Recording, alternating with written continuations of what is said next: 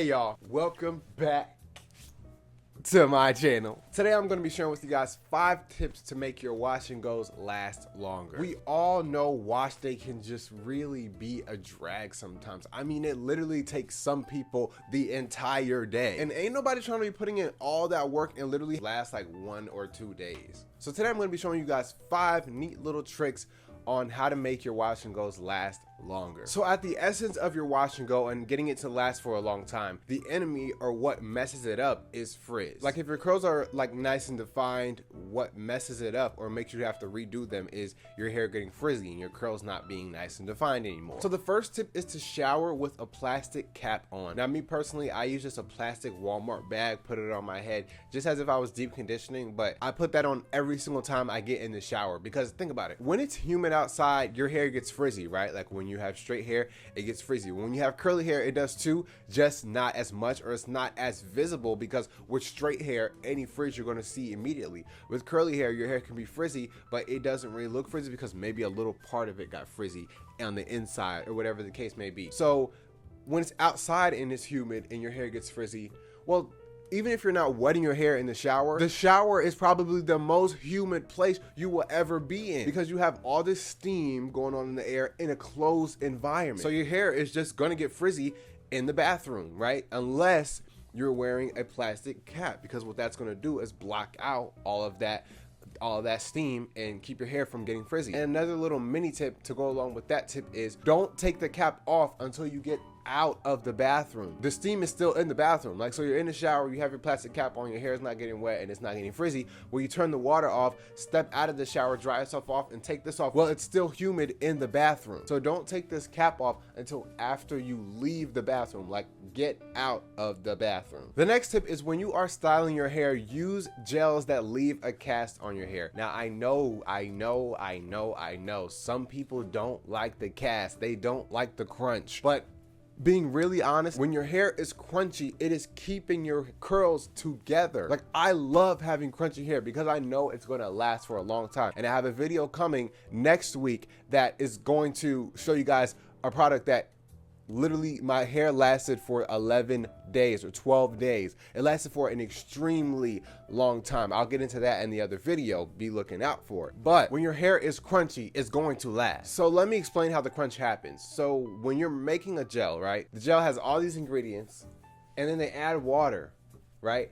So now you have this gel, right? And it has all these ingredients and it has water in it. Now, when you put the gel on your hair, it's easy to go on, but then once your hair dries, literally all of that water evaporates and what's left behind is the gel that dried out. Like, it's the same concept of glue, right? So Elmer's glue, right? The glue has all these other ingredients in it plus water. So when you use a glue and you stick something together, once the water evaporates and the glue dries, right, because there's no more water there, it sticks. It holds it there, right? It's the same concept with your hair. Like, literally look at gel as glue for your curls. Like, it's literally clumping them together. You use your fingers to break them apart and clump them together the way you want. The water helps to get your hairs to form the right way. And then once the water leaves, there's just the gel there clumping and holding your curls together. So with the cast, your hair is going to last a long time. Without the cast, your hair is probably not going to last that long. And I know some people are like, well, I like to have my curls soft. Well, that's okay, but you're probably going to have to do your hair or refresh your hair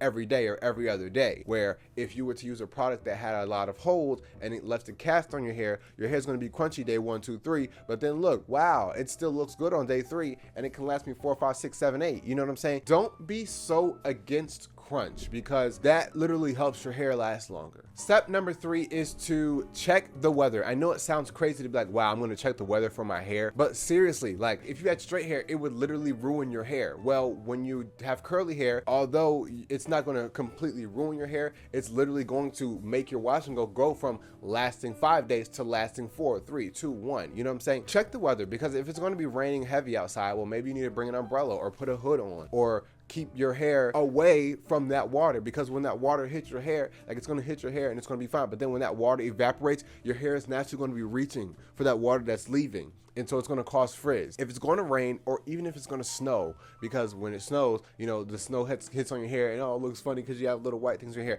But then when you go in a building, it melts, and then as that water dries and evaporates, your hair is going to get frizzy. Check the weather, do your due diligence, know what's going to happen, and always have, like, I always keep a jacket on me, even if it's just in my backpack, because if I don't carry umbrellas really. So if the situation ever comes up where I need to protect my hair from the water or the snow or whatever's around, I can do so, right? And my hair not be messed up or ruined. Tip number 4 is to stop messing with your curls. Leave them alone. Like, once you do your hair, leave it alone. I mean, it's okay to, like, when you wake up in the morning, do this, or if you see it's like out of place, do this, but don't be twirling your hair and messing your hair and like breaking curls apart unnecessarily. There's no need for that. All you're doing is creating frizz and possibly even damage, because you could be causing fatigue on your hair. You could really be stressing your hair out just touching it all the time, right? So just leave it alone. You're not going to cause any frizz, you're not going to mess it up, and you're not going to cause any like breakage or damage or stress to your hair. Just let it be. Like, style it and then let it be. And another mini tip to go with this tip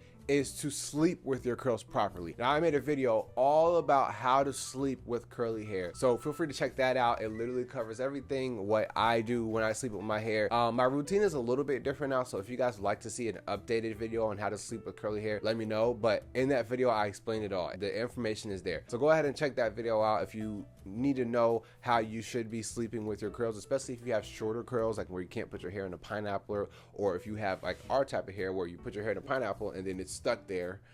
Then definitely go ahead and check that video out, and let me know if you guys want to see an updated one, because my routine is a tad bit different, but not really that much different. But yes, sleeping with your hair properly is definitely going to help your hair last longer, because if you're sleeping on your bed and your bed is cotton and your pillowcases are cotton and your hair is rubbing all against that cotton, it's getting frizzy at night, right? So if you sleep with your hair properly, put a bonnet on and do the things that I talked about in that video, you're going to prevent a lot of that frizz that would happen while you're sleeping. And the last tip is to don't judge your curls too hard, right? Some of us, I used to be this person. Every single day, my hair had to be perfect, no frizz whatsoever. Every curl had to be perfectly defined, and I was just really caught up in my hair being perfect. One that wasn't too healthy for my hair. And if you go back, way back to some of my other videos, my hair was really long, but it was like limp. It was like hanging, like it all fell back. It was just very like damaged and stressed, and it just wasn't good, right? Like, and some people thought, oh, your hair looks so good, but it doesn't feel good and it's not healthy. Like, just keeping it real, keeping it a buck, you know what I'm saying? So just don't judge your hair too hard, right? Like, okay, so what, you get a little bit of frizz, like, that's fine. Like, I even like, sometimes I like to have super defined curls.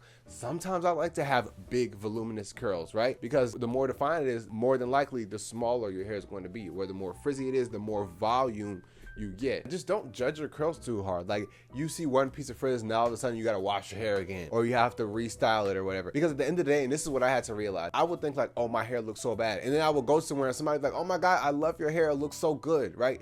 Like, you're just judging yourself a little too hard sometimes. So don't be too critical, because of what that will lead to is, oh, my hair is a little teeny bit frizzy, well, now it doesn't last that long. Well, it could last for a few more days, but you're just being too critical about your hair, right?